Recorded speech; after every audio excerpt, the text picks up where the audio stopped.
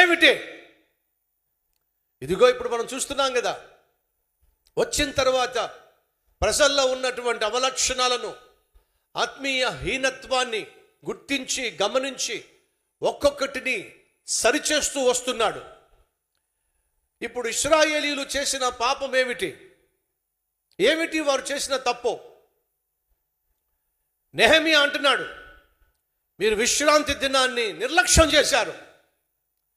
సంఘంగా, సమాజంగా, సకుటుంబంగా సజీవుడైనటువంటి దేవుని దగ్గరకు వచ్చి సక్రమంగా ఆరాధించవలసిన మీరు దేవుని సన్నిధిని నిర్లక్ష్యం చేశారు. దేవుని మందిరాన్ని నిర్లక్ష్యం చేశారు. ఇష్టానుసారంగా జీవించడానికి అలవాటు పడిపోయారు. ఫలితంగా మీ మీదకు 3 నష్టాలు వచ్చి పడినాయి. మొదటిగా, మీరు విశ్రాంతి దినమును నిర్లక్ష్యము చేయుట వలన ఈ దుష్కార్యము ఏమిటంటే 17వ వచనము, విశ్రాంతి దినమును నిర్లక్ష్య పెట్టి మీరెందుకు ఈ దుష్కార్యమును చేస్తున్నారో? విశ్రాంతి దినమును నిర్లక్ష్యం చేయటం దేవుని దృష్టిలో ఏమిటట? శుభకార్యమా, దుష్కార్యమా? చెప్పండి. అనగా మీలో ఎవరైనా దేవుని సన్నిధికి నిర్లక్ష్యం చేసినట్లయితే, దేవుని మందిరానికి రాకుండా, సంఘంగా సమాజంగా కూడుకోకుండా, సైతాను శోధనకు లోబడో, ఆదివారము సరదాగా జీవించాలి అని చెప్పి అల్లరితో కూడిన ఆటపాటల కోసమో, చిల్లరగా జీవించడం కోసమో, సొంత పనులు చేసుకోవడం కోసమో ఒకవేళ మనం ఈ దినాన్ని ఉపయోగించినట్లయితే అది దేవుని దృష్టిలో దుష్కార్యం. దేవుని దృష్టిలో అది దుష్టత్వం. దేవుని దృష్టిలో అది పాపం. అర్థమవుతుందా సంగమా? నిర్లక్ష్యం చేయకండి. సంఘముగా, సమాజముగా కూడి దేవుణ్ణి ఆరాధించవలసిన మనం అలా ఆరాధించేటటువంటి అద్భుతమైనటువంటి ఆరాధనను నిర్లక్ష్యం చేయకండి. ఆనాడు ఇశ్రాయేలును చూసి, అనగా యూదులను చూసి నెహెమియా అంటున్నాడు, ఎందుకు ఈ దుష్కార్యం చేస్తున్నారు మీరు? ఇది దుష్కార్యం, ఇది దుష్ట కార్యం, ఇది దుష్టులు చేసే కార్యం. ఏమిటి దుష్టులు చేసే దుష్కార్యం? దేవుని సన్నిధిని నిర్లక్ష్యం చేస్తారు. దేవుని మందిరానికి రారో, దేవుని సన్నిధిలో కనిపించరో. కనిపించిన ఏదో ఒకసారి, నెలకొకసారి, 2 నెలలకు ఒకసారి, నెలకు 2 సార్లు అలా వచ్చి కాసేపు అలా వెళ్ళిపోతారు. అది కానే కాదు ఆత్మీయత. 2,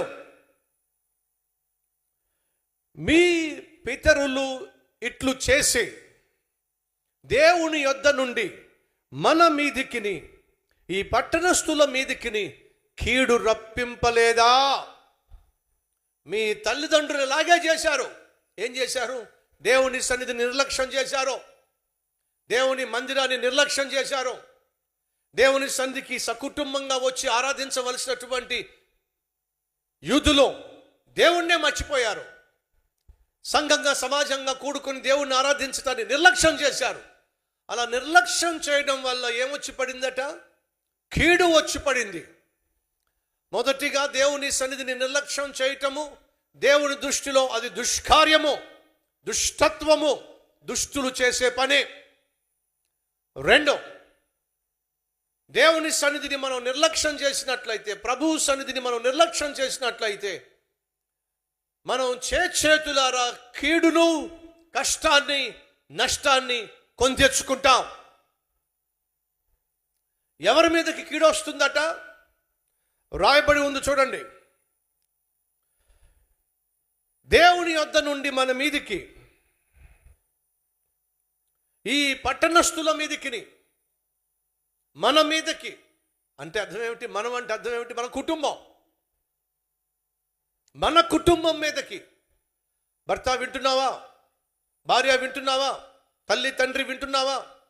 దేవుని సన్నిధిని నువ్వు నిర్లక్ష్యం చేస్తే నీకు తెలియకుండానే నీ కుటుంబం మీదకు, నీ బిడ్డల మీదకు నువ్వు కీడు తెచ్చుకుంటున్నావు, కష్టాన్ని తెచ్చుకుంటావు, నష్టాన్ని తెచ్చుకుంటావు అన్నాడు నెహెమియా. అంటున్నాడు, మీ అమ్మ నాన్నలు ఇదే చేశారు, ఇప్పుడు మీరు అదే చేస్తున్నారు, కీడు కొని తెచ్చుకుంటున్నారు. అర్థమవుతుందా? మీ కుటుంబం మీదకి కీడు తెచ్చుకుంటున్నారు, పట్టణం మీదకి కీడు తెచ్చుకుంటున్నారు. ఏమి సాధిస్తారు మీరు దేవునికి దూరంగా జీవించి? అది ఆ రోజు నెహెమ్యా వార్నింగ్ ఇస్తున్నాడు. 3, దేవుని యొద్ద నుండి మన మీదకు, మన పట్టణస్థుల మీదకు కీడు రప్పిస్తారా మీరు? అయితే మీరు విశ్రాంతి దినమును నిర్లక్ష్య పెట్టి ఇశ్రాయేలీయుల మీదికి కోపము అధికముగా తీసుకొస్తున్నారు. 3, దేవుని సన్నిధిని నిర్లక్ష్యం చేసేవారంటే దేవునికి కోపం. బ్యాంకులో లోన్ కావాలనుకోండి, ఏం చేస్తాం చెప్పండి? బ్యాంకు చుట్టూ తిరుగుతాం.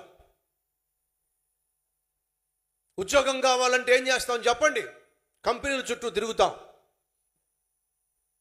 ఆరోగ్యం కావాలంటే ఏం చేస్తాం చెప్పండి? పిల్లలకు మంచి స్కూల్ అడ్మిషన్ కావాలంటే ఏం చేస్తాం చెప్పండి? స్కూళ్ళ చుట్టూ తిరుగుతాం. బిడ్డల చదువు కోసం స్కూళ్ళ చుట్టూ తిరుగుతున్నాం, ఆరోగ్యం కోసం హాస్పిటల్ చుట్టూ తిరుగుతున్నాం, లోన్ కోసం బ్యాంకుల చుట్టూ తిరుగుతున్నాం. మరి మన ఆత్మను, ప్రాణాత్మ శరీరాలను కాపాడగలిగినటువంటి దేవుడు నివసించేటటువంటి దేవుని సన్నిధిని ఎందుకు నిర్లక్ష్యం చేస్తున్నాం మనం? ఎందుకు ఆయన సన్నిధికి రావడం లేదు మనం?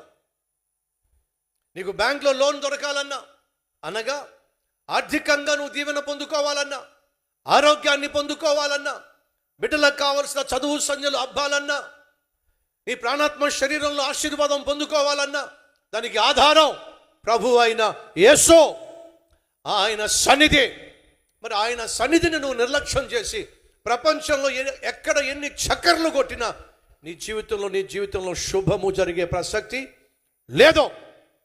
అర్థమవుతుందా? దేవుని సన్నిధిని నిర్లక్ష్యం చేసి నువ్వు ఏది సాధించాలని ప్రయత్నం చేసినా నీ జీవితంలో విజయం సాధించడం సాధ్యం కాదు.